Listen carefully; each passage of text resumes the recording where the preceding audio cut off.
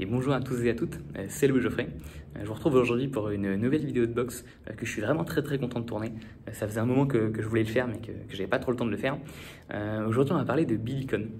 Billy Conn qui est, je pense, l'une des plus grandes légendes de la boxe, assurément. Paradoxalement un type qui est extrêmement peu discuté. Et ce qui est d'autant plus étonnant qu'on est, je trouve, actuellement, au cours de ces derniers mois, dernières années, dans une ère où il y a un peu un regain d'intérêt pour certaines figures du passé, notamment au travers de personnes comme Dan Morley par exemple, ou encore Teddy Atlas, qui viennent un peu rapporter de la gloire sur des noms qui ont été très importants mais qui sont tombés en désuétude et qui ont petit à petit été oubliés. Et je trouve que le cas de Billy Conn est un nom important parce que, comme on va le voir, c'est un type qui appartient vraiment à cette fine fleur de boxeur.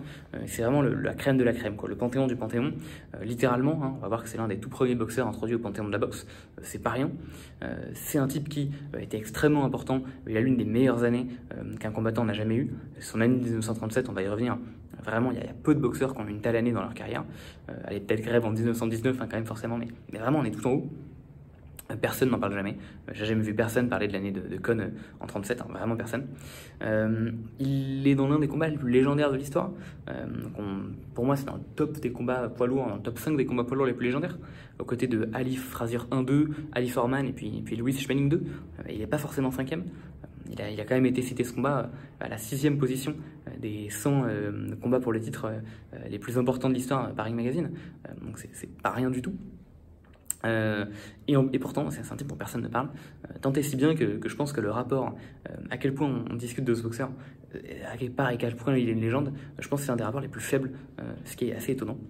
Et donc aujourd'hui, je vais essayer de ramener un peu de gloire sur ce nom-là, en revenant un peu en détail sur sa carrière. Et donc on va être amené à parler poids moyen des années 30, poids mi-lourd des années 30-40, et un peu poids lourd des années 40.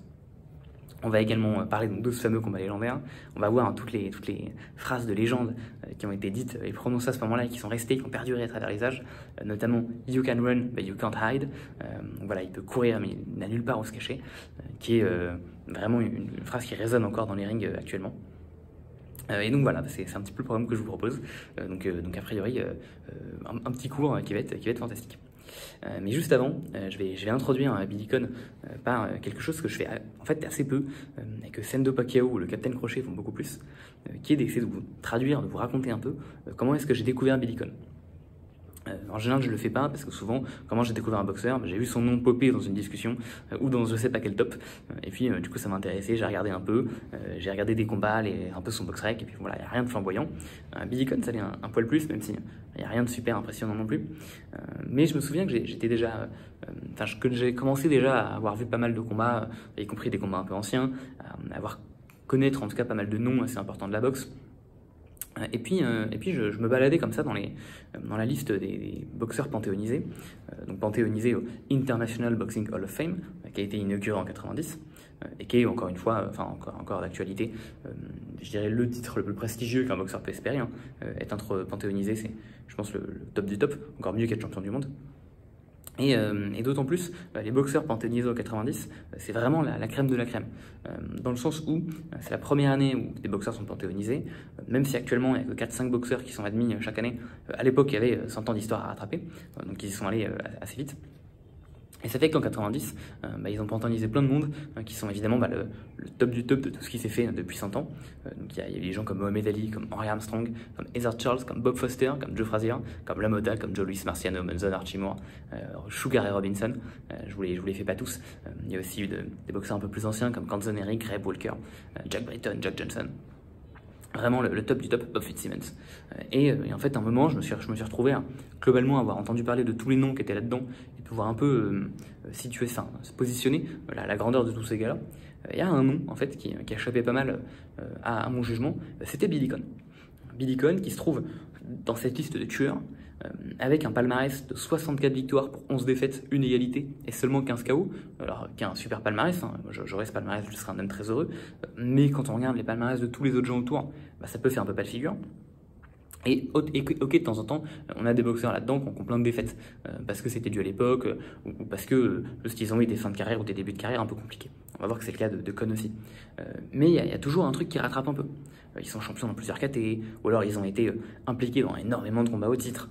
Voilà, on va pas forcément aller à Jack Britton qui est dans 35 combats pour le titre. Même Gavilan a été champion plusieurs années et a défendu son titre plusieurs fois. Et contre des gens qui sont dans cette liste. Il a défendu son titre contre Carmen Basilio par exemple. Et puis il a affronté Robinson, et puis voilà. Et puis il y a Conn au milieu qui, ok, a affronté Joe Louis, on va y revenir, mais à part ça, il a été champion comme il est lourd, il a que 3 défenses de titre, il a en tout battu que 2 adversaires pour le titre, parce qu'il le prend contre un gars, il redéfend contre lui, après il défend 2 fois contre le même mec, on va y revenir. Et donc voilà, il n'y a rien qui sortait vraiment pour moi de ce palmarès à première vue, et j'ai mis du temps avant d'investiguer cette carrière, avant de la comprendre, avant de l'analyser un peu plus en profondeur, et avant de réaliser à quel point quand même Billy Conn, c'est une sacrée carrière en fait. Et c'est peut-être à cause de ça qu'il passe autant sous les radars, parce qu'il a le manque de chance d'avoir un palmarès qui apparaît pas flashy, un peu au box Rec Warrior, dont je peux faire partie en partie, qui vont juste zioter très rapidement un palmarès et directement classer les boxeurs comme étant très très bons ou beaucoup moins bons.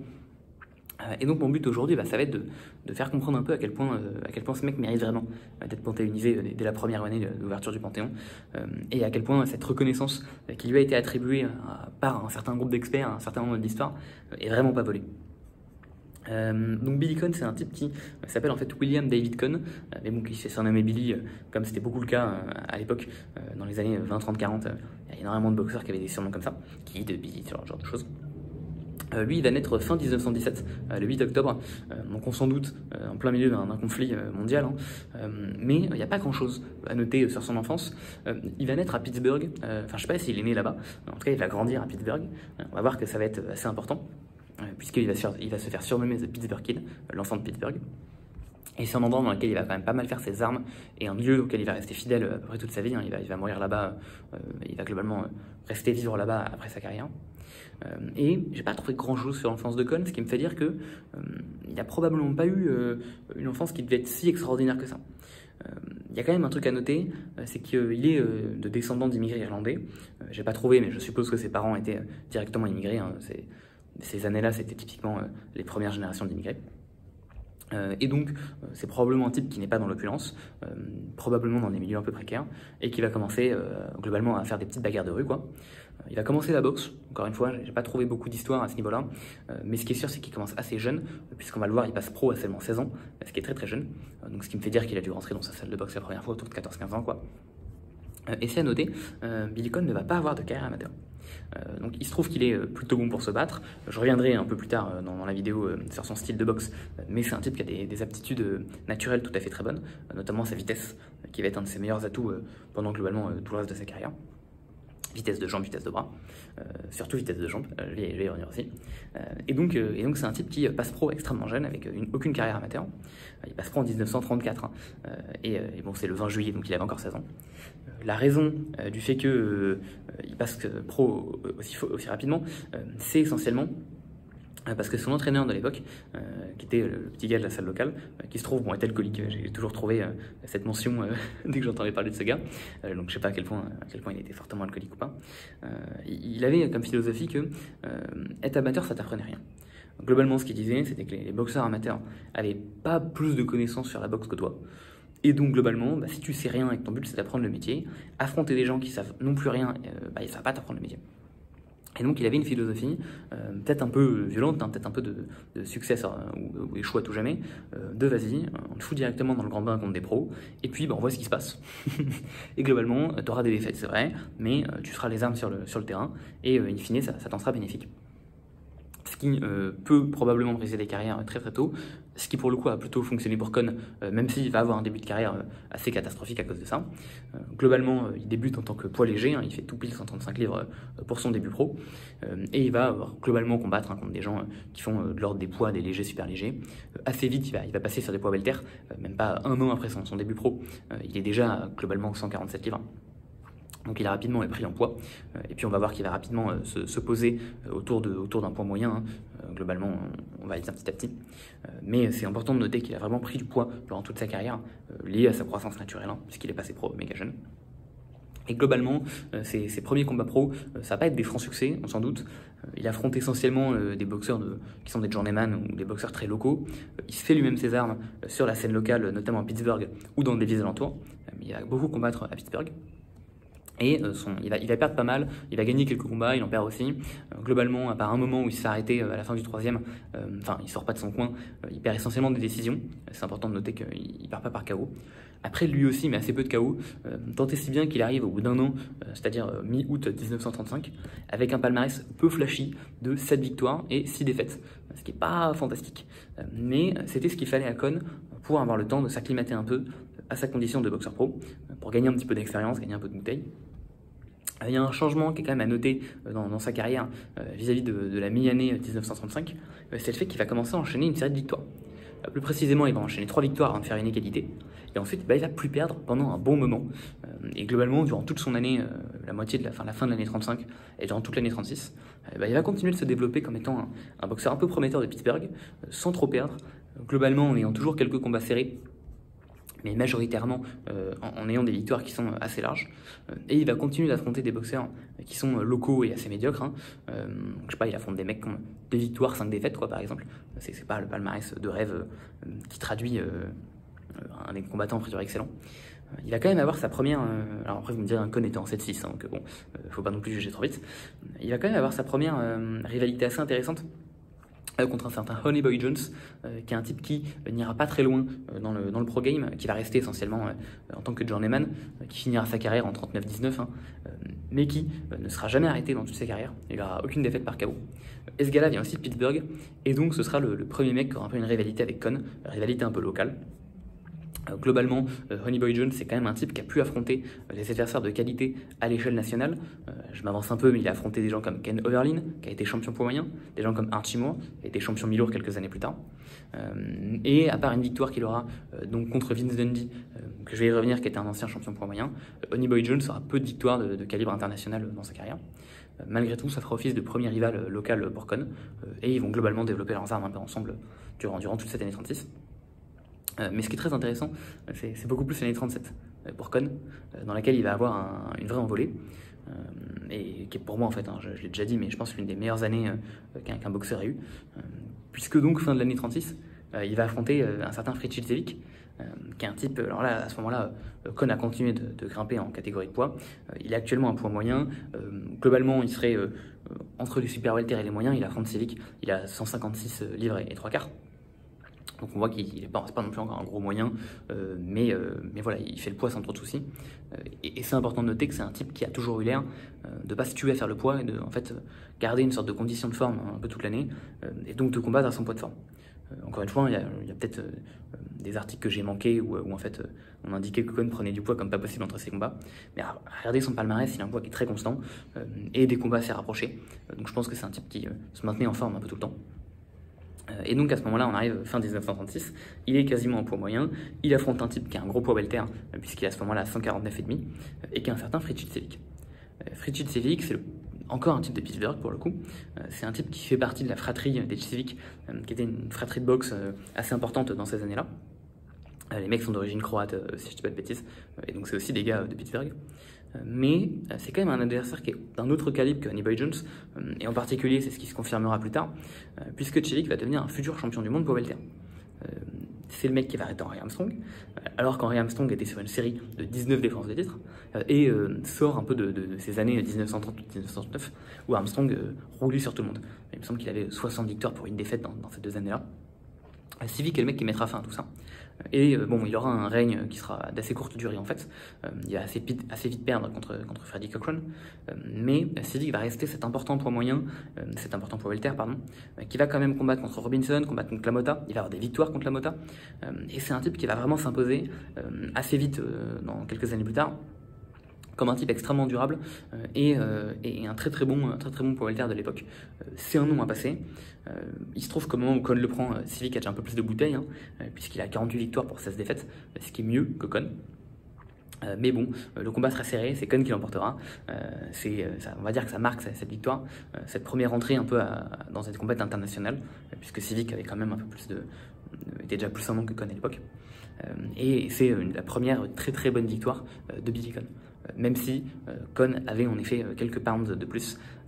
Alors, c'est vrai que les boxeurs contrôlés faisaient un peu moins attention exactement à avoir les poids identiques comme on peut voir maintenant. Ils faisaient un peu moins attention à l'époque. On va voir que ça va être un peu un truc assez récurrent pour Billy Conn durant toute cette année 37. C'est à retenir, hein, ça joue forcément en la faveur de Conn, mais c'est quand même vraiment une excellente victoire contre Silic qui marque le 28 décembre 1936.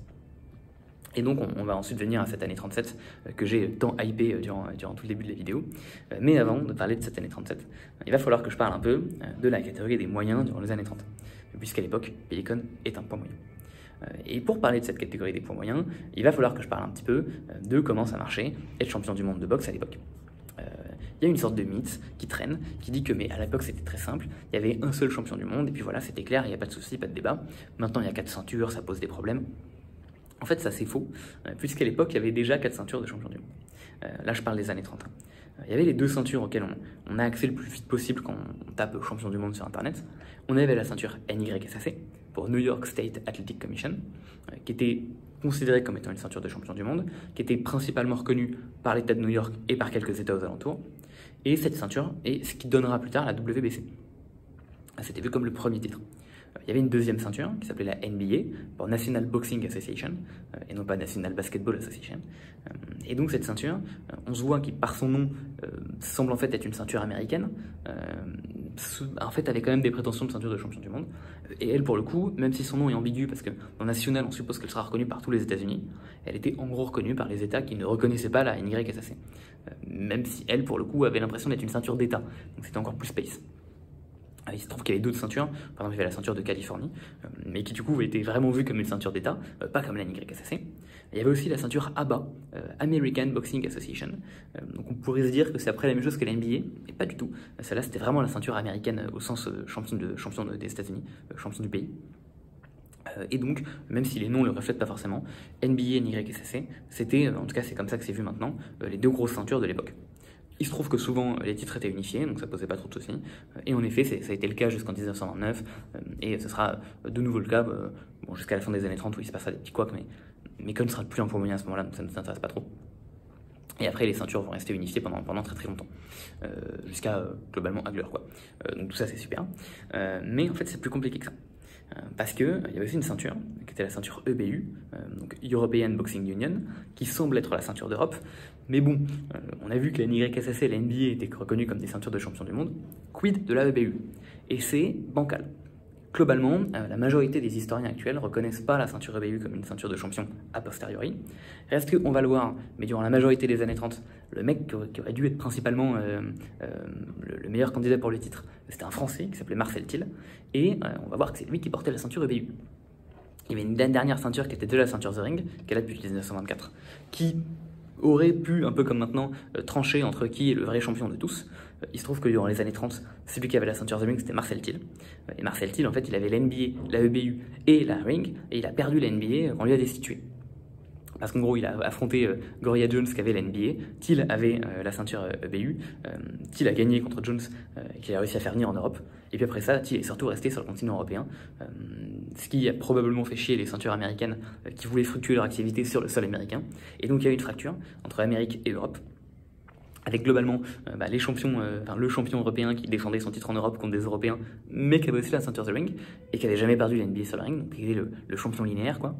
Et entre-temps, on a la NYSAC et NBA qui ont été remis en jeu aux États-Unis. Bon, voilà, c'est bancal.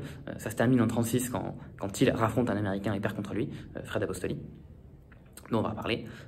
Mais tout ça pour dire que c'est un peu mystique, et ça se discute notamment particulièrement sur ce cas-là, que le Detton Fontner de la ceinture EBU aurait dû être le champion. C'est un truc compliqué, je pense qu'il n'y a pas grand monde globalement qui reconnaît la EBU comme une vraie ceinture de champion du monde. Sinon Carpentier serait champion dans 4 catégories de poids différents par exemple, serait premier de l'histoire à faire ça. Mais bon, ça à dire quand même, ça peut porter à confusion. Donc enfin il y a le titre The Ring dont j'ai parlé, et surtout, il y a un 5e titre mystère dont j'ai pas trop parlé jusqu'à présent, qui est le titre linéaire. Et ça en fait c'est peut-être d'autant plus intéressant que pendant très longtemps, le vrai champion du monde, c'était ce qu'on appelait le champion du monde linéaire, c'est-à-dire l'homme qui a battu l'homme. Et typiquement, le champion linéaire des moyens, c'était un certain Mickey Walker. Le titre linéaire des moyens tenait bien depuis le début des années 1910, lorsque Frank Claus va devenir champion linéaire. Il était passé par George Chip, Al McCoy, O'Dowd, Wilson, Greb, Flowers, Walker, ça se tournait très bien, ça faisait 20 ans qu'il était là. Et Walker abandonne son titre des moyens pour aller chercher des combats en milieu et en poids lourd, ce qui est d'abord une épopée légendaire, mais c'est pas le sujet ici. Et pendant un peu plus de 2 ans, les ceintures NYSAC et NBA seront vacantes. NYSL serait même vacante pendant 3 ans. C'est pas rien. Avant que la NBA donc, soit remise en jeu, capturée par l'américain Gorian Jones, puis prise par Marcel Tin. Et donc en fait, ce qu'on voit, c'est que pendant ces 3 ans-là, entre Walker et Gorian Jones, ce qui pose problème, si on n'a pas de champion aussi rapidement réétabli que maintenant, maintenant une ceinture saute 2 mois plus tard, il y en a un nouveau. Il faut que les ceintures fluctuent. À l'époque, c'était moins le cas. Et c'était d'autant plus moins le cas que le vrai truc qui compte, c'est le championnat linéaire. Et ça se défend de considérer qu'en fait, le champion linéaire, à ce moment-là, c'est Marcel Tin, qui le perdra contre Apostoli, qui finalement le perdra contre des mecs qui deviendront champions. Donc, in fine, tout va bien se passer. In fine, parce que Apostoli va perdre contre Garcia le perd contre Krieger, enfin, Overeem, bon, je ne vous fais pas l'histoire. Mais ça se discute vraiment de dire qu'actuellement, pendant toutes les années 30, le vrai champion, c'est Till, puis Apostoli. Et c'est un truc que je vais discuter durant la suite. Reste que, désolé si ça peut sembler fouillis, mais bon, moi ça m'intéresse. Et je trouve ça sympa de discuter de ce truc-là. Entre-temps, les ceintures vont être remises en jeu. La NYSAC pour des Américains, puis la NBA destituée, qui va être remise en jeu, c'est les jeunes Américains aussi. Et en gros, les vrais champions du monde unifiés de l'époque, ce sera un certain Vince Dundee, entre globalement 33 et 34, un certain Teddy Yaroz, entre 34 et 35, puis un certain Eddie Briscoe, entre 35 et 36. Ensuite, un semblant de stabilité va être apporté par Freddie Steele, qui va garder la ceinture 2 ans. Et après, ça va de nouveau être n'importe quoi. Il y aura de nouveau plein de champions pendant quelques années. Ostak, Krieger, Apostoli, Garcia, Overeem, Souz, globalement jusqu'à Tony Zale. Mais c'est pas méga grave de pas très bien suivre tous les changements de main de ceinture à ce moment-là. Juste, je vous dirais quand des mecs ont été champions plus tard et que Kon a battu un mec qui va être devenu champion en 40, quoi. Parce que c'est quand même un futur champion du monde, et c'est une victoire qui vieillit extrêmement bien, puisqu'à l'époque, c'était vraiment dur de devenir champion, même si bon, il se trouve qu'en moyen, ils sont 50 d'être devenus champions, c'était toujours la crème de la crème qui arrivait à choper ces titres-là. Ok, donc qu'est-ce qu'il faut retenir de tout ce que je dis là? Globalement, la catégorie des moyens, c'est un gros bazar à l'époque, c'est ce qu'il faut retenir numéro 1. Deuxième truc qu'il faut retenir, la ceinture officielle, ou en tout cas retenue comme étant la ceinture de champion du monde, va en gros bouger entre un certain Vince Dundee, Teddy Yaroz et Eddie Briscoe, qui vont se partager les titres entre 34 et 36. On va croiser ces 3 gars là après, donc c'est pour ça que je vous donne leur nom tout de suite. Et c'est à peu près bien de retenir qui était champion quand. Et ensuite, il y a tout un tas d'autres types qui vont devenir champions à la fin des années 40, dont je reparlerai. Et éventuellement, retenir que Fred Apostoli a eu à partir de 36 le fait de pouvoir se dire que, une revendication légitime à être le vrai champion du monde des poids moyens. Jusqu'à Billy Conn. Donc voilà, c'est globalement ce qu'il faut retenir de ce bazar-là. Maintenant, on en vient à notre année 37. Pourquoi est-ce que j'ai dit tout ça? Pourquoi est-ce que je name drop autant de gens? Parce qu'en fait, en 37, Conn va affronter énormément de gros adversaires, et notamment, il va affronter Dundee, il va affronter Yaroz, il va affronter Risco, les 3 champions 33-34, 34-35, 35-36, et puis il va affronter des mecs comme Apostoli, comme Overeem, comme Billy Souz, il affrontera pas. Et donc, il va aussi, comme Apostoli, donc il va aussi affronter des futurs champions. Et donc pour tout ça, c'est important de retenir, et que maintenant que vous voyez à peu près qu'il y a des champions quand, vous comprendrez mieux les noms qu'affronte vraiment Billy Conn à ce moment-là. Puisque donc il débute cette année 37 en prenant justement Eddie Briscoe, qui était donc champion il n'y a même pas un an. Eddie Briscoe qui va battre. Globalement, je ne vais pas vous détailler à chaque fois à quel point les victoires étaient serrées, à quel point elles n'étaient pas serrées, à quel point les défaites étaient serrées ou non. Globalement, la grande majorité des victoires ou des défaites se font à la décision. Conn est un type qui est dur à mettre KO et qui n'a pas forcément un punch de fou non plus. On reviendra quand on parlera de son style un peu plus tard. Là, et donc je suis pas là pour dire précisément le 800e combat, enfin, j'abuse un peu, le 3e combat qu'il a fait contre Dundee était vraiment serré. Je vais y aller un peu de manière un peu rapide, mais c'est quand même important de comprendre à la fin de l'année 36 comment étaient placés les gens dans la catégorie. Fin de l'année 36, Till est toujours reconnu comme étant champion par The Ring, Apostoli est reconnu comme étant 2e, Yaroz 3e, Eddie Briscoe 6e, Oscar Rankin 7e. Donc c'est que des gens qui sont classés très très haut dans la catégorie des moyens selon The Ring. Bon, Billy Conn, il commence son année 37 en battant Eddie Briscoe au point. Donc il bat le mec qui était classé 6e par The Ring. C'est pas mal de battre le 6e de la catégorie. Il enchaîne 2 mois plus tard, il bat Vince Dundee, encore un ancien champion. Lui, il était plus classé. On a vu que c'est un type qui avait notamment accusé des défaites contre Ronnie Boy Jones, mais c'est quand même pas rien. 2 mois plus tard, même pas, 20 jours plus tard, il prend Oscar Rankins, qui est malheureusement jamais devenu champion, mais qui était à l'époque très bien considéré, puisqu'il était 7e de la KT. Donc c'est pas rien. Ensuite, 1 mois plus tard, il prend Teddy Yaroz, qui était encore un ancien champion. Si on se rappelle bien, c'était 34-35. C'est pas rien de prendre Teddy Yaroz, qui va de nouveau battre. Ensuite, il va prendre Ralph Chang, qui est peut-être le seul adversaire un peu anecdotique qu'il a pris cette année-là. Ensuite, il va prendre, seulement 10 jours plus tard, Young Corbett 3.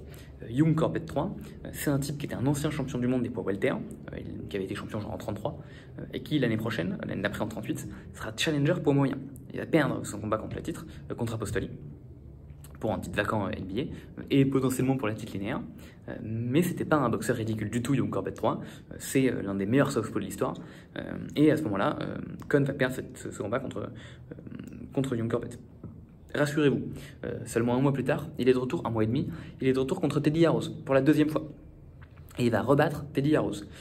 Visiblement, c'était très, très compliqué comme combat, et Conn a très bien fait un comeback à la fin et a remporté les dernières reprises. Donc il rebat un ancien champion du monde. Derrière, il enchaîne seulement un mois plus tard, il raffronte Young Corbett 3. Et j'ai pas dit, mais Arroz, c'était le premier 15 rounds de Billy Conn. Il raffronte Young Corbett qui va rebattre, qui va battre cette fois-ci. Et cette fois-ci, le combat est visiblement sans trop de débat, une victoire de Conn. Et il termine son année en prenant Sully Krieger, contre qui il va perdre de façon assez serrée, en 12 rounds. Sully Krieger qui est un futur champion du monde poids moyen.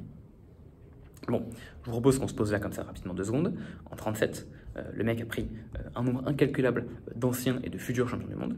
Sully Krieger était d'ailleurs classé 4e fin de l'année 36. Et donc il a pris un nombre assez important d'anciens ou de futurs champions du monde. Et il a combattu quasiment tous les mois, en combattant que contre des tueurs.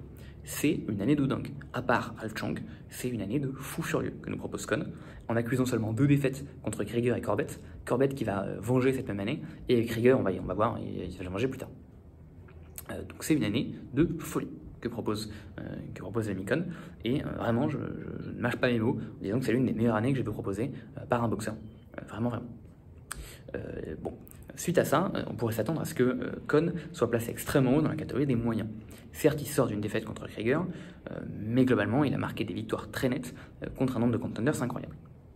Sauf que j'en parlais, mais Conn est en fait la plupart du temps un peu plus lourd que les poids moyens lors de ses combats. Il était à pile 160 livres contre Risco, 161 contre Dundee, 161,5 contre Rankins. Bon, et en fait ça fait que du coup, pour une raison qui sera peut-être faite différemment maintenant, The Ring Magazine ne va pas placer Conn dans leur top 10 des poids moyens de l'année 37.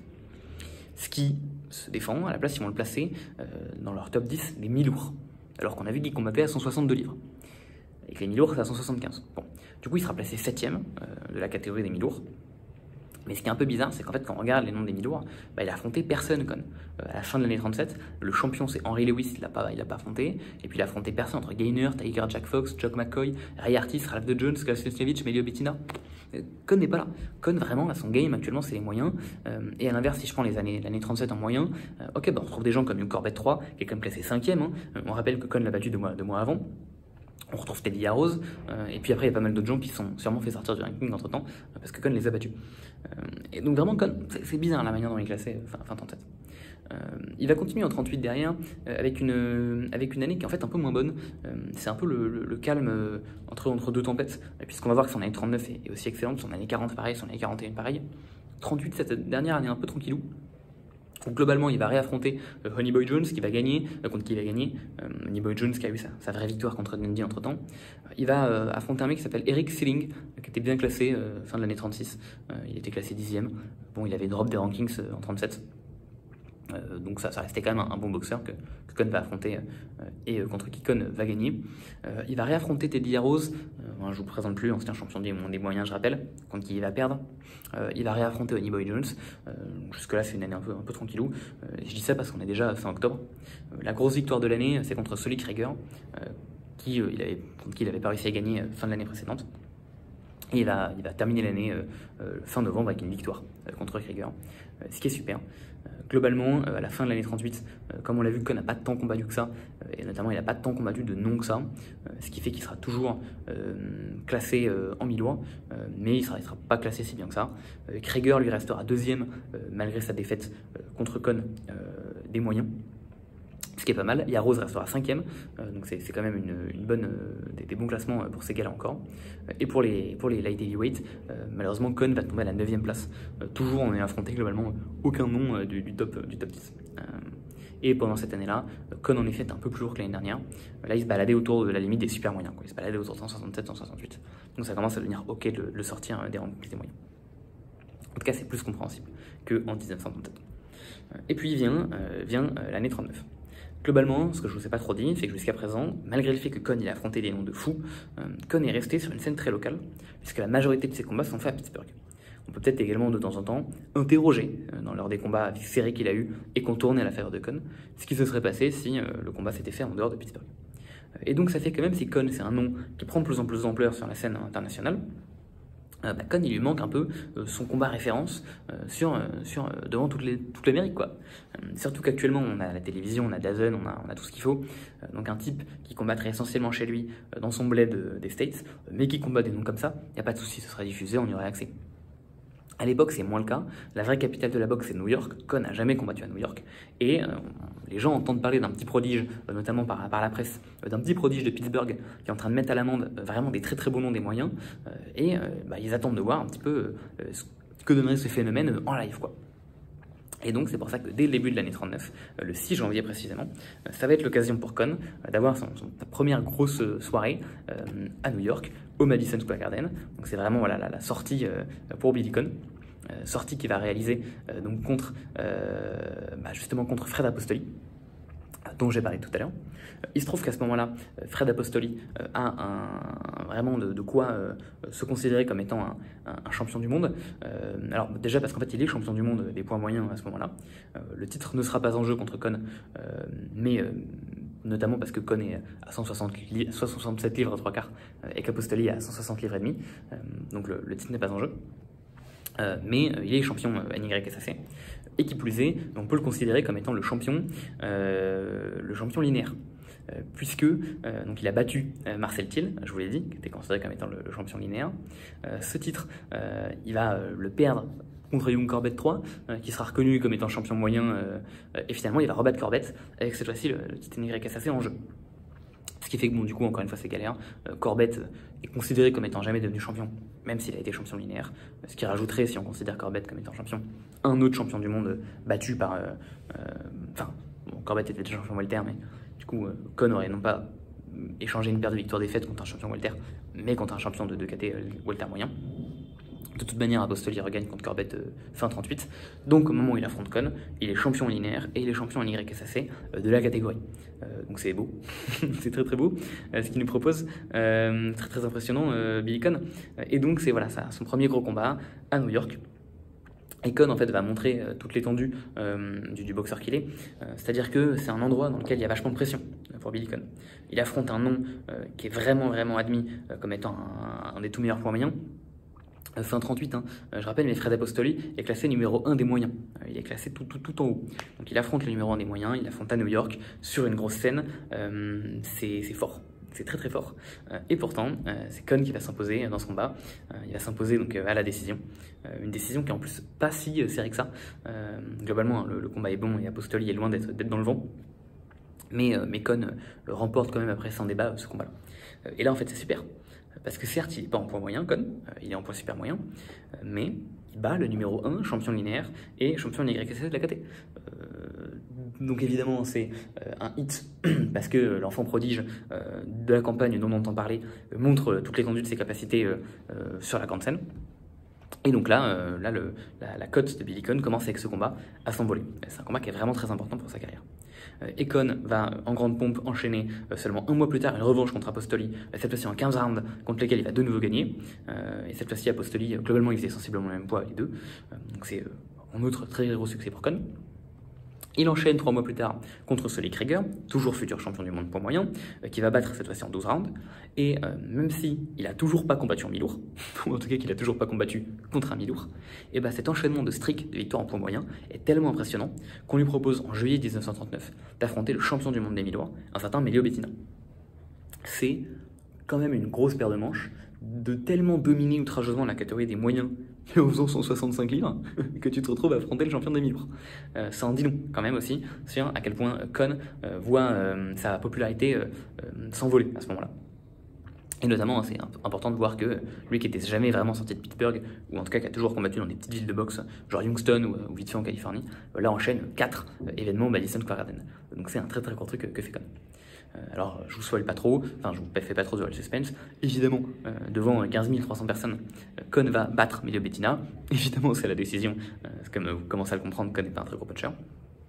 Et donc on est mi-1969 et Kon devient champion du monde des mi-lourds en battant quelque part son premier vrai poids mi-lourd. Donc là, Kon est sur le toit du monde. Et pourtant, immédiatement, Kon va avoir ses yeux qui vont être fixés sur autre chose.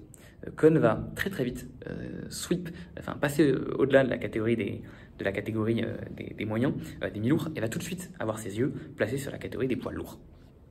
La question c'est pourquoi Kon veut les poids lourds. Je dirais qu'il y a plusieurs raisons. La raison qui a avancé, c'est que c'était pour la gloire. Parce que être champion du monde des poids lourds, c'est vraiment pas pareil qu'être champion du monde des mi-lourds. Et un peu à la manière dont les cruisers souffrent actuellement énormément le fait d'être des lourds qui sont à deux doigts d'être accomplis en lourd mais qui ne le sont pas. Et donc c'est une caté qui est ultra sous-cotée et qui n'est pas du tout considérée parce qu'ils ont 3 kilos de moins, bon, j'abuse un peu, ils ont 20 kilos de moins que les mecs qui font des headlines dans les gros stades. Et à l'époque, c'était les mi-lourds qui souffraient un peu de cette comparaison. Et donc, il y a énormément de champions mi-lourds qui ont voulu tenter leur chance en poids lourd pour la gloire. Sauf que bon, la gloire c'est très beau, mais il y a autre chose qui rentre en compte. Il y a l'argent. Et les lourds ont les yeux du monde rivés sur eux. Et donc, il te faut aussi sensiblement beaucoup plus de thunes quand tu es en lourd qu'en mi-lourd. Et donc, il va être victime, Billy Kon, de l'éternelle malédiction des mi-lourds, que Bob Foster a connu, par exemple. Foster, qui était un type qu'on appelait le shérif des mi-lourds, qui était un type qui était imbattable en mi-lourds. Il a enchaîné une 14aine de défenses de titre pendant 7 ans, fin des années 60, début des années 70. Il brutalisait tout le monde, allait regarder ses knockouts contre Rondon ou Mike Quarry, c'est à glacer le sang. Et pourtant, Foster a plein de défaites, parce que plein de fois dans ses carrières, il a essayé de monter en poids lourd pour faire des trucs. Il a perdu contre Frazier, il a perdu contre Ali, il a perdu contre Doug Jones, il a perdu contre Ernie Terrell, il a perdu contre Eddie Machen, si je dis pas de bêtises. Parce que voilà, Foster, c'était le roi incontesté des mi-lourds, mais ça lui allait pas, il voulait plus, et son corps était trop petit pour faire plus. Et là, je vous parle de la malédiction de Foster, qui est peut-être celui qui la représente le mieux, mais c'est pas le seul. On a aussi des gens comme Tommy Lougram, excellent champion mi-lourd qui s'est cassé les dents en poids lourd. Et on a aussi des gens comme Mickey Walker, excellent champion de poids moyen, qui s'est cassé les dents en poids lourd. Même s'il a quand même eu des très bonnes perfs, Mickey Walker, attention. Voilà, cette malédiction des lourds, elle va aussi continuer Kurt Schmoor, qui va échouer à choper la couronne des lourds. Un des seuls qui arrivera vraiment à faire le pas, finalement, c'est Patterson, et puis c'est qui vient des mi-lourds initialement, et c'est Edward Charles. Même si les deux n'ont jamais été devenus champions mi-lourds. En tout cas, à l'époque, un champion mi-lourd qui devient champion poids lourd, c'est jamais fait. Et je vous spoil un peu, mais vous êtes sûrement déjà au courant, ça n'a jamais été fait jusqu'à Michael Spinks. Michael Spinks, c'est le premier, donc en 1985, c'est le premier mec de l'histoire, en 100 ans d'histoire de boxe, qui va passer des mi-lourds en étant champion mi-lourd et devenir champion poids lourd. C'est le premier. Gene Tunney, qui a fait ce saut avec succès, était juste champion américain. Bob Fitzsimmons c'était des moyens. Et bon, c'était à l'époque où tu pouvais devenir champion des lourds en faisant 168 livres, quoi. Donc Spinks est le premier historiquement. Tout un tas de champions moyens, mi-lourds pardon, se sont cassés les dents auparavant. Maxi Rosenblum également pendant les années 30. John Henry Lewis, qui s'est cassé les dents contre Joe Louis, même si bon, il y a un contexte sur ce combat-là. Et donc, Billy Kon va tomber dans le même piège que tous ces mecs-là. Il va vouloir aller chercher la couronne des lourds. Et c'est fou de voir que lui qui arrêtait pas de traîner en moyen avec un avantage de poids, pas scandaleux, hein, un avantage de poids qui était de l'ordre d'une petite dizaine de livres, mais qui fait quand même un avantage de poids. Il aurait actuellement une petite caté, quoi. Lui qui a été ce weight bully, même si c'est un terme très contemporain et tout à fait anachronique, pendant toute sa carrière, au moment où il se met à choper la couronne des mi-lourds, il veut directement devenir cet underdog qui va aller chercher en poids lourd des gens qui vont être beaucoup plus mastoc que lui. C'est fou de remarquer vraiment un tel truc. Et ça en dit long sur la personnalité de Kon, dont je parlerai un peu plus en détail avec son style de boxe très bientôt. Et notamment, à peine il devient champion, il devient champion en juillet, 13 juillet 39, le 14 août, il prend déjà un certain Gus Dosario, que Kon va réussir à arrêter. Ça va être le premier KO de Dosario, premier KO que Kon va mettre depuis un bon moment. Moi j'abuse un peu, il en avait mis un contre un nobody en 39, non, c'était pas complètement un nobody, mais contre Gus Dosario c'est quand même un vrai truc. Puisque déjà c'est dans la caté du dessus, et surtout Dosario c'est pas un peintre, c'est un type qui fin 38 est classé numéro 8 de la caté des lourds, numéro 9 pardon, de la caté des lourds. Donc c'est un combattant qui est classé. Et la Kon se retrouve peut-être pour la première fois à commencer à choper des mecs qui sont classés. Et on va voir que c'est pas la dernière. Et donc pendant la fin de cette année 39, Kon il va faire des yo-yo en fait, entre la caté des lourds où il essaie d'aller taper des mecs pour commencer à se mettre un peu dans les rankings, et puis les mi-lourds où il va continuer de défendre son titre. Et globalement il va faire ça jusqu'à la fin, jusqu'à mi-41, en fait jusqu'à abandonner son titre des mi-lourds. Sans aller trop vite, il redescend le 25 septembre, il reprend Melio Bettina, en revanche, pour le titre toujours des mi-lourds, qui va rebattre de façon encore une fois assez aisée. 2 mois plus tard, il prend Gus Lesnevich, donc il fait déjà sa 2e défense du titre en 5 mois de règne, c'est abusé, même pas en 4 mois de règne. On est où? Reste qu'il défend son titre encore une fois. Globalement, il domine Lesnevich assez facilement. Lesnevich, c'est un boxeur qui est pas mauvais du tout, qui est dans les classements mi-lourds depuis très très longtemps, et qui, après que Conn abandonne son titre, on va y arriver très bientôt, va récupérer le titre de Conn et va le garder très longtemps. Un jour, je ferai peut-être une vidéo sur Lesnevich, qui est un champion intéressant. C'est le type qui a esquivé habilement Archie Moore et Ezzard Charles après le retour de la guerre. Puisqu'il va être champion et défendre pas mal de titres avant la guerre. Son titre va être gelé pendant la guerre, il va revenir après, il va le redéfendre, contre des adversaires qui n'étaient pas le meilleur, notamment contre Billy Fox, le mec contre qui Lamotta s'est couché, qui était un peu réputé pour être une fraude parmi les boxeurs qui avaient l'œil pour voir qui était vraiment bon ou pas. Conn Lesnevich va le prendre 2 fois, habile. Bizarrement, il va gagner 2 fois. Donc voilà, il y a des choses à redire sur le règne de Lesnevich. Reste que c'est quand même un type qui deviendra champion pendant, je crois, 8 ans après le départ de Conn. Et là, Conn le prend une première fois fin 39, et c'est un type qui était déjà très très bien coté. Donc là, avec cette victoire, Conn montre que c'est un type qui est vraiment dominant en mi-lourd, et que c'est pas juste un type qui a un bon match-up contre Melio Bettina. Et donc il termine cette année 39 où il combat finalement pas tant que ça, en fait en faisant une excellente année, puisqu'il va descendre 2 fois Bettina, qui était champion, il va descendre Lesnevich, qui est un futur très grand champion, un très gros mec de la KT, il va descendre 2 fois Apostoli, qui était champion en titre des moyens, il va défendre Krieger, qui est un futur champion, et il va défendre Dosario, qui était un combattant classé en poids lourd. Donc cette année 39 de Conn, encore une fois, elle est stellaire. Et c'est important de le noter. Et je pense qu'on oublie à quel point faire une année comme ça actuellement, c'est un peu faire le yo-yo entre plein de KT en affrontant plein de gens. Sauf que Conn fait ça maintenant au même poids. Donc il a, parce que même contre Cos Dosario, il accuse 173 livres. Donc Conn, peut-être par rapport à d'autres boxeurs qui ont fait le yo-yo comme Canelo a pu faire, comme Roy Jones a pu faire, lui fait le yo-yo entre les KT mais en restant à son poids. Donc bon, c'est un nouveau concept, voilà, concept de Billy Conn. Évidemment, il termine cette année 1939, il est bien sûr classé en mi-lourd, je vais retrouver ça précisément, mais normalement il est classé champion des poids mi-lourds, tout à fait. Et à la fin 39, Lesnevich et Bettina sont classés respectivement en numéro 1 et numéro 2, donc il a quand même une victoire sur le numéro 1 et numéro 2. Entre-temps, Teddy Arose est monté numéro 7, enfin il est monté de catégorie, il est classé numéro 7, donc Conn aussi pas mal de victoires contre le numéro 7. Les autres de la KT, il les a pas affrontés, Len Harvey, Jock McAvoy, Dave Clark, Jack Fox, tous ces gars-là, il les a pas affrontés. N'empêche qu'avec une victoire contre le numéro 1 et 2 victoires contre le numéro 2, logiquement, t'es classé champion et t'es classé comme étant un bon champion. Et malgré ses victoires contre Dosario, il ne sera pas classé fin 39 en poids lourd. Cette année 40 pour Billy Conn, ça va être l'occasion de continuer de faire son vrai statement pour le fait d'être le challenger légitime à la couronne des lourds. Et le dernier truc que j'ai pas dit, en plus de l'argent et en plus de la gloire, c'est que le champion lourd à l'époque, c'est un certain Joe Louis. Et je vais y revenir lorsqu'on va parler d'affrontement entre Louis et Conn, mais Joe Louis, c'est le champion par excellence. Joe Louis, c'est le meilleur champion de l'histoire, assurément. Si être un champion, c'est un type qui défend son titre de façon convaincante et dominante contre le meilleur challenger possible systématiquement, Louis est le meilleur champion de l'histoire. Et forcément, quand on est Conn, et ben on a bien envie d'aller chercher un petit peu plus haut pour se friter à un challenge aussi gros qu'est affronter Joe Louis. Globalement, dans l'année 40, il est assez clair. Son but, ça va être de se classer en tant que challenger. Il va débuter très très tôt, dès début janvier, par une victoire contre Henry Cooper, qui était un poids lourd, mais qui était à ma connaissance pas classé. Il avait une trentaine de victoires pour une vingtaine de défaites. Il va défendre, alors bizarrement il va pas combattre pendant 5 mois, quand on a vu le rythme effréné qu'il pouvait avoir, c'est pas mal. Il va redéfendre son titre une dernière fois contre Lesnevich, le mi-juin, début juin 1940. Mais Conn avait dit avant le combat, si je gagne contre Lesnevich, j'abandonne mon titre des poids mi-lourds, pas parce que j'ai trop de mal à faire de poids, d'ailleurs ça va se vérifier, le poids il le fait toujours, mais parce que je veux avoir une chance contre Joe Louis.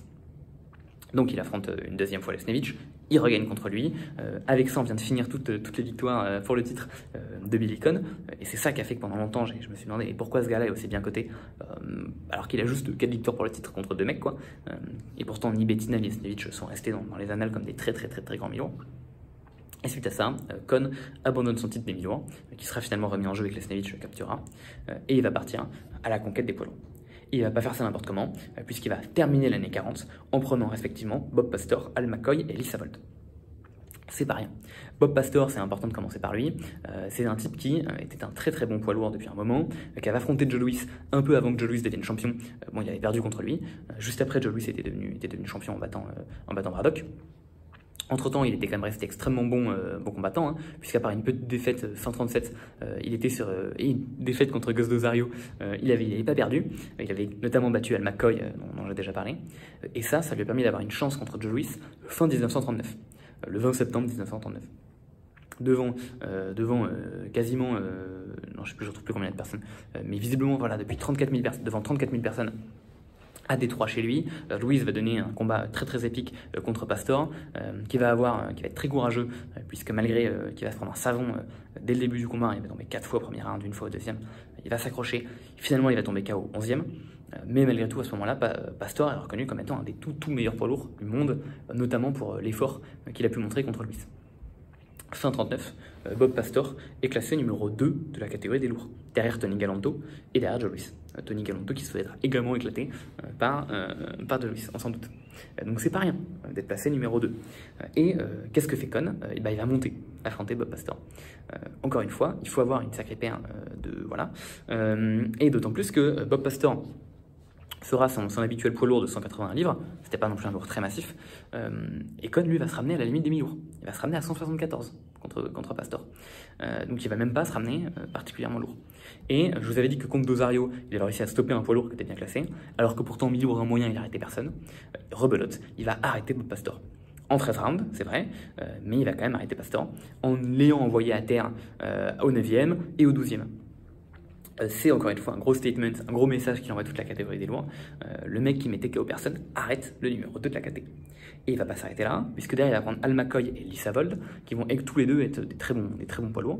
Al McCoy notamment va affronter Joe Louis juste après perdre contre Conn. Je vais revenir sur ce combat là plus tard. Et il va également affronter Savold, qui je crois a également affronté Joe Louis. Je vais vérifier, hein, je ne connais pas tous les combats de Joe Louis par cœur non plus, vous m'envoyez désolé. Je vais vérifier ça vite fait. Je crois qu'il a affronté Joe Louis et qu'évidemment il a perdu contre Louis. Je vérifie quand même, mais il me semble qu'il a fait partie de cette liste terrible des Ben of the Month, dont je vais arriver très bientôt. Remarque, non là je le vois pas, donc bon, je vais dire qu'il a jamais affronté Louis, pas envie de dire de bêtises. Mais bon, c'est quand même un nom, Lee Savold. Ce qui fait que donc il va terminer l'année 40 comme ça, avec 3 victoires dominantes contre 3 très bons boxeurs. Ce qui fait qu'à la fin de l'année 40, Billy Conn devrait, en toute rigueur, être classé numéro 1 chez les lourds. Sauf que si vous comprenez ce que Ring Magazine a fait en 1937, c'est-à-dire de placer Conn en mi-lourd, parce que Conn était à 161 livres, et bien si je vous dis que contre Pastor il était à 174, contre Al McCoy à 172 3/4 et contre Savold à 174 1/4, ben vous comprenez que Conn ne va pas être classé en poids lourd, parce que Conn ne fait pas les poids lourds, Conn fait les poids mi-lourds. Et donc de manière complètement incompréhensible, Conn est évidemment toujours classé numéro 1 en mi-lourd à la suite des années 40, hein. Donc il est toujours classé en 40 champion des mi-lourds. Par contre, eh ben, il n'est pas classé en lourd. Ce qui est incompréhensible, totalement, que Bob Pastor s'est fait virer des rankings parce qu'il a perdu contre Conn, et que Lee Savold est toujours classé 8e. Donc c'est incompréhensible. Reste que bon, le but de Conn, c'est assez nettement de choper Joe Louis. Il va continuer de marquer des victoires contre des noms malgré tout qui sont moins prestigieux. Donc notamment, il va battre Ira Hughes, Danny Hafett, Gunnar Barland et Buddy Knox, qui sont tous des poids lourds. Hughes était à 179, Hafett 204, Gunnar Barland 194,5 et Buddy Knox 190. Donc tous ces gars sont des poids lourds. Et de façon assez étonnante, Conn va marquer 4 KO consécutifs. 4 KO consécutifs. Conn qui mettait KO personne, mais 4 KO consécutifs en poids lourd. Conn, il commence vraiment à marquer, à avoir son nom qui commence vraiment à aborder une importance toute particulière. Et tous ces combats-là, le but c'est très simple, c'est de pouvoir affronter Joe Louis, le champion du monde poids lourd, sans risquer de se faire écarter de la chance au titre en ayant une défaite auparavant. Et maintenant, on va pouvoir venir au build-up du fameux combat dont je vous ai tant hypé, le combat Louis contre Conn. Pour parler de ce combat, il est important que je parle et que je rappelle un peu qui est Conn, comment est-ce qu'il combat, un peu quelle est sa mentalité, même si vous devez commencer un peu à la capter. Ça va nous en dire long sur le combat. Je vais devoir un peu également parler de Joe Louis, expliquer à quel point c'était un boxeur de fou dingue et dans quel contexte c'était ce combat. Globalement, Louis est champion depuis 1937, si je ne dis pas de bêtises, c'est là qu'il bat Braddock, tout à fait. Il faut savoir que Louis a été déjà l'un des meilleurs prospects poids lourds de l'histoire, voire le meilleur prospect poids lourd. Il récupère le titre de champion, de sportif de l'année en 1935, alors qu'il n'est même pas champion, parce qu'il avait battu tous les anciens champions du monde depuis genre 10 ans. Non, j'ai besoin, depuis 5 ans. Enfin, c'est un type qui a eu une montée stellaire jusqu'à perdre de façon terrible contre Schmeling en 36, puis il remonte extrêmement bien pour choper le titre donc contre Braddock. Il va défendre son titre à tour de bras, il va éclater Schmeling, il va éclater John Henry Lewis, il va éclater Galanto, il va éclater Bob Pastor, il va éclater Godoy, il va éclater Al McCoy. Et justement là, pardon, on arrive fin 1940. Et Louis, qui a déjà, j'ai pas compté, mais un nombre énorme de défenses sous la ceinture, on va dire qu'il en a une quinzaine, même s'il faudrait que je compte plus précisément. Louis va se lancer dans un truc fantastique. De décembre 1940 jusqu'à juin 1941, donc pendant 7 mois consécutifs, Louis va défendre son titre une fois par mois dans une ville différente tous les mois. C'est une dinguerie. Imaginez Usyk, qui fait, allez, 7 villes, si ce n'est 7 pays différents, et puis qui passe choper un challenger poids lourd tous les mois dans un pays différent. C'est une dinguerie. Et il va affronter systématiquement des mecs qui sont légitimes pour le titre. Al McCoy, dont je vous ai déjà parlé, Cus D'Ovario, dont je vous ai déjà parlé, A.B. Simon, Buddy Bear, c'est que des gens qui sont vraiment excellents. Tony Musto et Red Burman, selon moi, un peu moins. Reste que vous regardez Burman, il a quand même 73 victoires pour 16 défaites. Donc évidemment, il faut regarder qui sont parmi ces victoires et ces défaites, mais c'est que des mecs qui sont vraiment importants. C'est que des challengers légitimes. Et en fait, Louis se trouve tellement dominant dans toute sa victoire-là que vite ces boxeurs-là vont être surnommés les bums. Donc le bum, je sais pas, c'est le monsieur Seguin, le plombier. Et donc Louis va créer le club des plombiers du mois, The Bum of the Month. Et donc il va avoir vraiment du côté du public la réception de, qui est le plombier que Louis va mettre KO pour son titre ce mois-ci. Donc il commence avec McCoy, Burman, D'Ovario, Simon, Musto, Bear. Parfois il a des petites frayeurs. Hein. Contre Bear par exemple, il va être mis à terre et quasiment KO dès le premier round. Puis il va réussir à s'ajuster et Bear n'arrivera plus jamais à placer son coup et il va se retrouver KO au 7ème. Donc voilà, il y a des petites histoires. Mais Louis est actuellement extrêmement dominant. Et donc pour Billy Conn, c'est quelque part d'autant plus terrifiant ou d'autant plus motivant d'avoir en face de soi le meilleur champion de l'histoire en fait. Le meilleur champion de l'histoire de la boxe. Rien de plus, rien de moins. Conn, c'est pour ça que c'est important de comprendre un peu également quel genre de personnage c'est. Vous le comprenez peut-être, mais c'est un type qui est extrêmement, courageux, stupide. C'est dur de choisir exactement, mais c'est un type qui en fait a l'air extrêmement nonchalant, a l'air de très peu se prendre la tête, a l'air extrêmement vaillant, mais a l'air, vous savez, un peu d'avoir la confiance du personnage principal. Le type qui va foncer un peu tête baissée dans des bourbiers, sans trop réfléchir à en quoi est-ce que c'est un bourbier, et puis on verra bien. C'est un peu, évidemment, c'est peut-être un peu débile de parler de Conn en ces termes, mais vraiment, Conn m'a donné l'impression, quand je me suis renseigné sur ce personnage, d'avoir le plotard mort. Conn, c'est le type qui arrive souriant, au devant de 1000 tempêtes, mais ça va passer. Et systématiquement, pour le moment, c'est passé. Et les petits setbacks qu'il a eu, en fait, il est revenu assez bien. Conn, c'est ce gars-là. C'est ce mec très insouciant. En termes de style de boxe, Conn, c'est également un type, on l'a vu il y a peu de cas où on a dit puncher très peu, qui a des jambes extrêmement rapides, et qui est en fait un très bon boxeur à distance. Il se déplace extrêmement bien, ça fait que les adversaires ont beaucoup de mal à l'attraper parce qu'il est très rapide. Et il a un truc qu'il maîtrise vraiment très bien, et qui, paradoxalement, était peut-être pas si développé que ça à l'époque, c'est des mouvements de in and out. Conn est très bon pour rentrer, piquer avec son jab, sortir. Et c'est le premier très gros point fort de Conn. Il boxe très bien à distance parce que tu as du mal à l'attraper parce qu'il est trop rapide. Sa arme principale, c'est un crochet gauche. Il a un très bon crochet gauche qu'il va envoyer au corps ou à la tête. Et il met des dégâts essentiellement en se faisant une sorte de gazelle punch, même si ça a vraiment été développé plus tard, notamment par Patterson. Il avait une sorte de coup crochet qu'il envoyait en se jetant sur son adversaire. Et c'était son principal moyen de faire mal.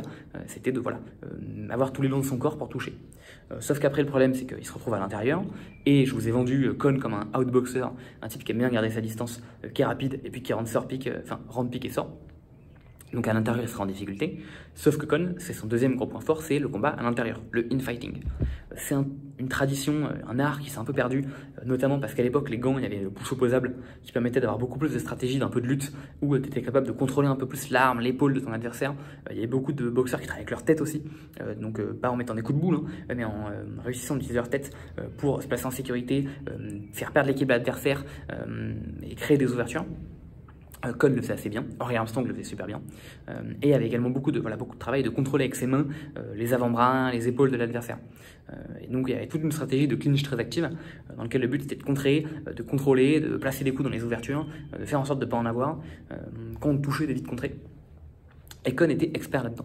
C'est un truc qui s'est beaucoup perdu, parce que depuis les gants ont grossi, il n'y a plus de pouces opposables, et puis les gens ont capté que si tu as un in-feint de merde, quand un mec te fonce dedans, tu clinches, et que globalement tu t'en sors. Donc bon, voilà, c'est un art qui s'est un peu perdu. Moi j'adore, je trouve ça super beau. Et Cohn est super bon là-dedans. Et donc, globalement, les gens se disent, bon, est-ce que Cohn a vraiment des chances de battre Lewis? Évidemment non. Lewis est le plus grand champion de l'histoire du sport, Lewis est le plus grand boxeur de l'histoire, assurément et sans aucun débat, à cette époque-là en tout cas. Donc évidemment que Cohn va perdre. Reste que, vu la série de combattants que Lewis vient de mettre KO avec une facilité déconcertante, peut-être qu'on a finalement pas mieux que ce mec qui semble être le challenger numéro 1 des lourds, vu qu'il est sur une série de 5 victoires par KO, de 4 victoires par KO, et qu'il a battu des mecs comme Bob Pastor, Al McCoy et Lee Stavold. Bob Pastor par KO, Gus Dozario également, et peut-être que la vitesse de Cohn va être utile, mais personne n'y croit, personne ne croit à la victoire de Cohn. Et il a raison, vous avez vu comment je viens de vous décrire Lewis. Donc le combat est fait à New York, c'est le premier combat à New York depuis janvier 41 que va faire Joe Louis. Je vous rappelle, New York, la place forte de la boxe. Le combat sera au Polo Grounds et ça va être un combat qui va être juste fantastique. Globalement, ce combat donc, va être promu par Mike Jacobs, qui était le plus gros promoteur de l'époque, qui était tellement influent qu'à une époque où il n'y avait que 8 champions du monde, il a réussi à caler 4 défenses de titre dans une seule soirée, le fameux Carnival of Champions qu'il a fait en 1936, si je ne dis pas de bêtises. Donc c'est un promoteur très influent, il va s'emparer de cette affaire-là. Il attend la journée même pour la peser, et là, quelle ne fut pas sa stupéfaction de se rendre compte que Joe Louis est à 201 livres et que Cohn est à 169 livres. Cohn est arrivé plus léger que tous les combats qu'il a fait auparavant. Ce qui me fait dire que Cohn, qui a pris quelques kilos pour faire sa petite campagne en lourd, vraiment, en fait, à mon avis, c'était juste pour être légitime au titre. Et limite, c'est pas s'il foutait des pierres dans son caleçon pour les peser. Je dis pas qu'il l'a fait du tout, mais je pense que, clairement, il s'amusait pas à faire des régimes pour essayer de passer des barres au niveau des pesées. Cohn est un mec qui se ramène en poids de forme, qui s'est sûrement très bien entraîné pour ce combat-là, il a sûrement fait un camp d'entraînement qui était très complet, et donc il s'est retrouvé à son poids de forme, genre 170 livres, 169 précisément. Louis, lui, c'était l'inverse. Il savait qu'il affronterait un mec léger, et donc il avait peur que le public invalide sa victoire, comme ça pouvait être le cas depuis quelques mois.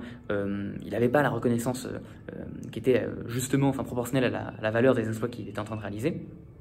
Et donc il avait peur de se faire rabaisser encore une fois, parce qu'il affronte un nouveau bum of the month. Donc il va tout faire pour descendre sous les 200 livres. Donc il va pas mal se tuer à faire le poids pour le coup, pour aucune raison, parce qu'il aurait vraiment pu se ramener à ses 210 livres habituels et ça aurait pas posé de problème. Reste que il va pas réussir à les faire, il va beaucoup s'épuiser à essayer de descendre à ce poids-là. Vraiment, il va arriver à la peser en étant très très affaibli. Et ça va se voir contre Cohn, puisque il va être en fait assez affaibli pendant le combat. On va y revenir. Reste qu'en voyant ces valeurs de poids, Mike Jacobs va prendre peur. Il va prendre peur que les gens ne viennent pas acheter des tickets à cause de la trop grosse écart de poids. Et donc, il va artificiellement mentir. C'est un truc de fou, il va mentir, il va dire ok, Louis c'est à 199 livres et demi au lieu de 201, pour essayer de le faire passer sous la barre de 200, voilà, on change la centaine, on y va avec du feu. Et Cohn il va le monter à 174 livres, pour dire, allez, il est tout pile sous les 1000 lourds quoi. Donc il va aller rajouter 5 pounds, pour essayer de diminuer l'écart du point de vue des gens. C'est une dinguerie. En vrai, il y a 30 pounds d'écart entre les deux boxeurs. C'est une dinguerie. A-t-on déjà vu un David contre Goliath plus impersonnifié que ça en boxe? Peut-être David Haye contre Valuev, mais Valuev c'était pas Joe Louis. Et je veux dire en termes de prestance, même si Valuev ok c'était un Golgoth, il était très loin, en termes de prestance, Joe Louis c'est infiniment plus un David que Valuev, un Goliath pardon. Et donc là on a le plus gros David contre Goliath de la boxe. Sauf que nous on sait, Louis il est un peu affaibli. Et surtout il y a un truc qu'on a capté avec le recul. Mais Louis, l'un des trucs qui faisait qu'il était aussi terrifiant, c'est qu'il s'est ramené à une époque où il était lourd, mais pas si lourd que ça par rapport à d'autres boxeurs qu'avait, genre Primo Carnera. Et Louis était le tueur de gens original. Louis a été le premier David contre Goliath. Louis était le mec qui n'a jamais été aussi bon que quand il affrontait des mecs de 300 pounds et qui faisaient 2,50 m. Abe Simon, il l'a détruit. Primo Carnera, il l'a enterré. Jack Cherkey, il l'a enterré également. Et donc les gens, évidemment, on se dit un type qui a à 200 pounds, 210 pounds, terrasse des mecs si lourds que ça, c'est que le mec est excellent. Sauf que, ce que les gens réalisent peut-être pas, c'est que s'il est si bon contre des très très gros Golgoths, bah, il est peut-être moins bon contre des boxeurs plus légers, plus petits. Et en fait, ces gens qui n'ont jamais fait ce raisonnement-là, bah, il va être bien surpris d'affronter un type, de voir l'affrontement entre Kon et Luis. Parce qu'en fait, peut-être que la plus grosse faiblesse de Luis, c'est justement pas un gros Golgoth, une grosse pierre que tu peux toucher de toute ta force très facilement, mais à l'inverse, une anguille. Un type léger qui se déplace, que tu as du mal à toucher, qui est très évasif. Et c'est peut-être ça, le gros problème de Joe Louis. Et donc le combat commence, Louis évidemment commence sa marche sur Kon de façon assez immédiate et systématique. Kon, ce qui est marrant, c'est qu'il a l'air tellement stressé dans le combat, mais en même temps tellement relax, c'est très bizarre, et il trébuche au premier round. Voilà, il essaie de tourner un peu autour de Kon, et voilà, c'est fantastique. Et ce qui est souvent raconté dans ce combat-là, c'est que Kon va utiliser son jeu de jambes, sa vitesse et son jab pour tenir Louis à distance, fuir et marquer des points avec son jab. C'est en partie vrai, il y a des images du combat sur YouTube, il n'y a pas tous les rounds, mais c'est vrai, Kon va beaucoup rester à distance pendant une bonne partie du combat. Je tiens quand même à préciser qu'à partir globalement du 10e round, Kon adopte une stratégie beaucoup plus offensive. Kon, à partir du 10e, peut-être parce qu'il sent Louis qui faiblit, ou peut-être parce qu'il se dit qu'il aimerait commencer, il a peur d'être en retard sur la carte, il aimerait commencer à marquer des points aussi, se met à beaucoup plus rester à l'intérieur. Il se met en KG, un combat in-fight contre Joe Louis. Ce qui est très courageux et valeureux, parce qu'on rappelle que Louis, il a des bombes dans les poings, et que Louis te touche, tu coules. Bon. Et donc pourtant, Kon va très courageusement rester en face de Louis et travailler à l'intérieur. Il va faire du active clinch infighting contre Joe Louis. Et il va toucher Louis. Parce que Kon est rapide, parce que Kon gère très bien l'infight, parce que Louis n'a peut-être pas l'habitude d'être à l'intérieur et d'être le plus gros et le plus massif. Donc il a toujours des ouvertures et Kon arrive à s'y glisser. Et Louis a du mal à attraper Kon, qui pour le coup, étant plus léger, peut-être plus se couvrir, étant surtout plus petit. Et donc en fait, on se rend compte petit à petit qu'entre le combat à distance que Kon remporte, parce qu'il jab et il jab très efficacement, et le combat à l'intérieur que Kon est en train de gagner, Louis perd des rounds. Louis perd pas beaucoup de rounds, mais j'ai pas les scoring exacts au bout du 10e. Tout ce que je peux dire, c'est que Louis est derrière, et pourtant de façon encore plus légendaire, Kon va trébucher. Il est dos aux cordes, Louis est en face de lui, il trébuche. Et à ce moment-là, il se retrouve vraiment les mains accrochées aux cordes, tout à fait vulnérable. Louis aurait pu dégainer une droite, qui aurait touché Kon en plein dedans, qui l'aurait achevé. Louis ne va pas le faire. Louis va envoyer un coup et va se restreindre d'envoyer son coup en voyant que Kon trébuche. C'est une dinguerie d'être aussi fair play. Parce qu'en attendant, Louis est en train de perdre son titre. Kon se relève, Kon continue de marquer les points au 11e, et au 12e, la catastrophe se produit. Kon place un crochet du gauche qui fait vaciller Joe Louis. Mais vraiment, on voit sa jambe qui part en cacahuète, Louis qui se tape contre les cordes, qui essaie d'accrocher Kon pour pas tomber, Kon qui essaie de se débattre pour placer des coups il peut. Et l'impensable est en train de se produire. Kon est en train de gagner contre Joe Louis, mais plus que ça, Kon est en train de mettre KO Joe Louis. Joe Louis, l'icône. Joe Louis, le type qui n'a pas perdu depuis contre Schmeling, et contre Schmeling, il a perdu parce qu'il a fait n'importe quoi avec son jab. Depuis, il a amélioré, il fait plus n'importe quoi, il roule sur tout le monde. C'est une dinguerie ce qui est en train de se passer. Et à ce moment-là, on a un Kon qui réalise qu'il est en train de gagner contre Joe Louis, qui réalise qu'il a le moyen de le mettre KO. Et on a un Joe Louis qui rentre dans son coin, qui est étourdi parce qu'il vient de se faire sérieusement toucher. Et donc, ce qui est souvent raconté, ce qui est très souvent raconté, c'est que Kon, qui a réussi à marquer des points et être devant au point à la fin du 12e round contre Louis, décide, en voyant qu'il l'a touché, d'abandonner toute stratégie de sécurité et d'aller tenter de choper un KO contre Louis. Et ça, c'est vrai. Kon va tenter d'aller chercher le KO. Et Louis le sait d'ailleurs, et Louis va en jouer. Mais j'aimerais quand même préciser un truc qui est trop souvent oublié, c'est que quand même pendant quelques rounds, Kon a vraiment pris l'intérieur et a été très courageux et a échangé avec Louis. Et ça c'est un truc qui est trop souvent oublié. Les gens résument trop souvent Kon à il est resté long, il a jabé. C'est vraiment faux. Kon est allé au contact. Et ça a marché, il a vraiment été meilleur que Louis sur ce coup-là. Et donc le 12e round, le 13e pardon, Louis et Kon sortent du coin. Jack Blackburn, potentiellement le meilleur entraîneur de l'histoire, répète à Louis de se calmer, que de toute manière, il connaît très bien les gens comme Kon. En voyant que Kon a touché à Louis, Kon va faire qu'une seule chose, c'est se ruer sur Joe Louis, en étant beaucoup moins précautionneux que ce qu'il a pu être. Et donc limite, il dit à Louis, tu t'es fait toucher, mais c'est une aubaine, parce que là, Kon, il va se ruer sur toi, et toi, tout ce que tu as à faire, c'est l'attendre, et placer ta droite, et le détruire. Et donc devinez qu'est-ce que va faire Louis, c'est exactement ce qu'il va faire.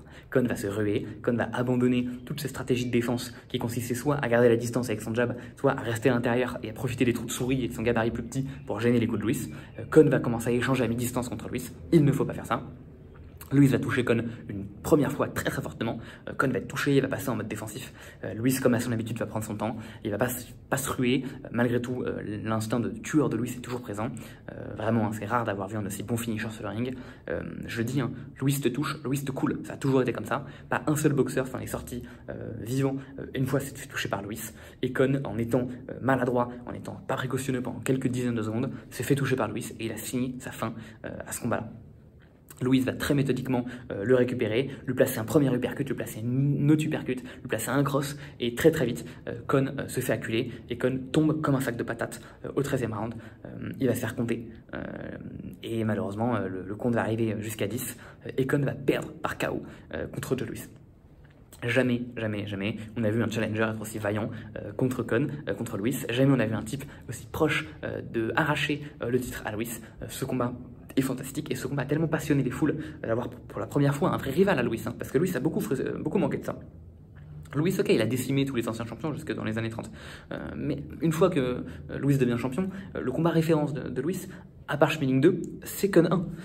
Et c'est quand même fou de noter à quel point ce combat a passionné les foules. Tellement passionné qu'une revanche va très vite être organisée, mais ça je vais y revenir très bientôt. Tellement passionné, c'est de voir un David contre Goliath et un David aussi vaillant. Les gens n'attendaient pas une telle performance de Kon. Kon qui va évidemment parfaitement mériter sa place de boxeur numéro 1 des poids lourds, puisqu'il sera donc classé numéro 1 des lourds à l'issue de cette année 41, pardon, année à l'issue de laquelle Kon ne recombattra pas, hein, c'est à noter. Kon, lui, putain, j'arrête pas de confondre les deux, je suis désolé. Louis, lui, va défendre son titre une fois de plus 3 mois plus tard, parce que voilà, c'est Joe Louis, et Joe Louis il combat. Mais c'est quand même vraiment fou à quel point ce combat va extrêmement faire péter la popularité de Billy Kon. Il va passer dans des films de Peter Kid, et même surtout il y a tout un tas de trucs exceptionnellement légendaires qui vont se dérouler à la fin du combat. Globalement, il y a tout un tas de phrases ultra épiques. Typiquement, Kon qui va dire oh là là, je suis désolé, j'ai perdu ma tête, et j'ai également perdu des millions de dollars. Bon voilà, parce qu'en effet, Kon, en échouant à capturer ce titre, a perdu beaucoup d'argent. Derrière, on va lui demander, mais pourquoi est-ce que t'as cherché le KO? T'étais devant au point, Louis était blessé, t'aurais pu la jouer safe, rester derrière ton jab, ou rester à l'intérieur pour éviter qu'il te touche, et puis qu'il arme ses coups, hein, parce que forcément quand t'es dedans, tu peux pas aussi armer le coup. Pourquoi t'es allé chercher le KO? Et Kon qui répond avec vraiment la nonchalance et l'humour qui est sien, mais ça sert à quoi d'être irlandais si je peux pas être stupide? Kon qui va également dire, mais vraiment, quelques temps plus tard, hein, ça c'est vraiment à quoi est-ce que ça sert d'être irlandais si jamais je peux pas être stupide? Ça c'est juste après le combat. Quelques temps plus tard, Kon qui dira aussi, vraiment, j'étais si stupide, j'étais capable de mettre KO personne, et pourtant j'ai essayé de mettre KO Joe Louis. Vraiment, il fallait que parmi tous les boxeurs que je voulais mettre KO, celui que je choisis c'est Joe Louis. Donc évidemment, Kon va beaucoup être critique vis-à-vis de lui-même. Kon demandera également à Joe, mais dis-moi Joe, pourquoi est-ce que t'as pas été sympa, et pourquoi est-ce que tu m'as pas laissé le titre 6 mois? Je veux dire, globalement, on aurait fait une revanche, tu m'aurais battu, tu aurais récupéré ton titre, tu aurais été le premier champion, double champion poids lourd de l'histoire, mais au moins j'aurais eu le titre 6 mois, j'aurais eu cette gloire, j'aurais eu cette chance. Pourquoi tu me l'as pas laissé 6 mois? Et Louis qui lui répondra, mais écoute Kon, je t'ai laissé le titre pendant 12 rounds, et t'as pas été capable de le garder. Est-ce que tu penses vraiment que j'aurais été confiant de te confier mon titre pendant 6 mois? Je trouve la réponse super. C'est vraiment les deux darons divorcés qui se battent pour la bataille de leur enfant, et le daron qui renvoie à l'autre. Non mais t'es tellement pas fiable, jamais j'aurais pu te faire confiance en te filant 6 mois, tu m'aurais rendu abîmé. Tu aurais affronté chez Paquet la sortie d'un bar et tu l'aurais perdu. Je trouve ça super. La complicité entre Kon et Louis est vraiment fantastique. Très vite évidemment, une demande de rematch va être organisée, on s'en doute. Le rematch est censé être organisé, alors attends, je vais vous retrouver la date exacte. Normalement, je peux vous retrouver ça assez vite si je fais pas n'importe quoi. Hop, donc Pierre, je vais faire ça. J'aimerais quand même vous retrouver la date exacte. Le rematch est censé être organisé pour juin de 1942, normalement, si je dis pas de bêtises. Bon, attendez, je trouve pas ça là. Je l'avais noté, ça doit être là.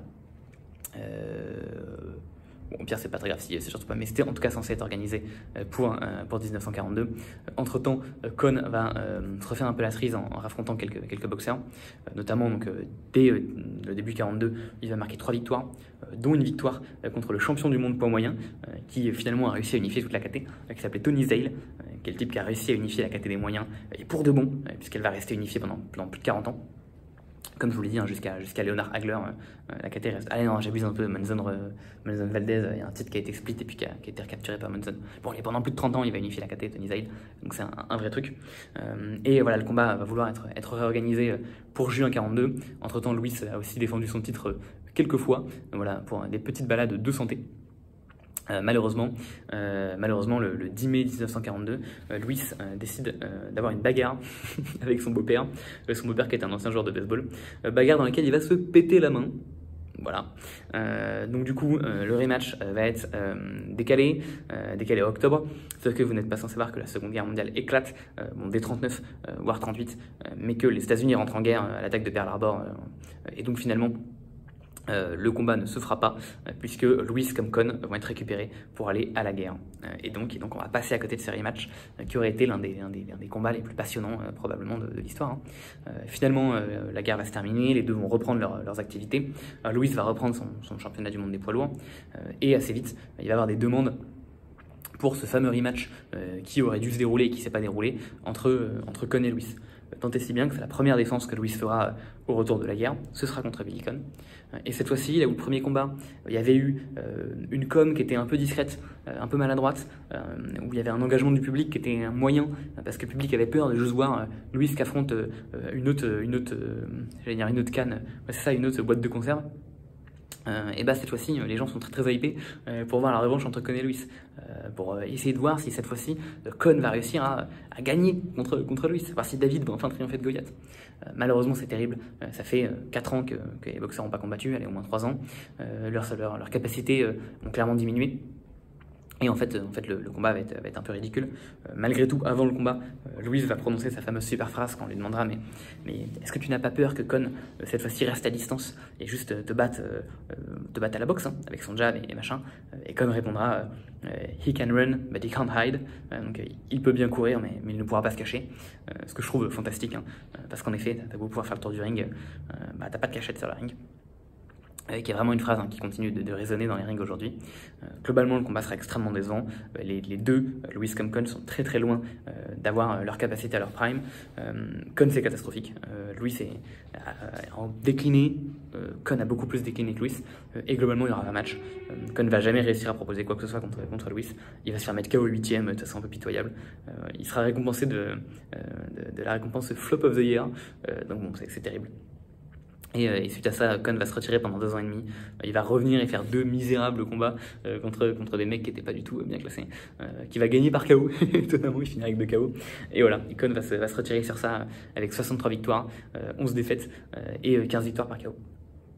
Globalement, la suite pour la carrière de Conn, on entendra parler 2 fois.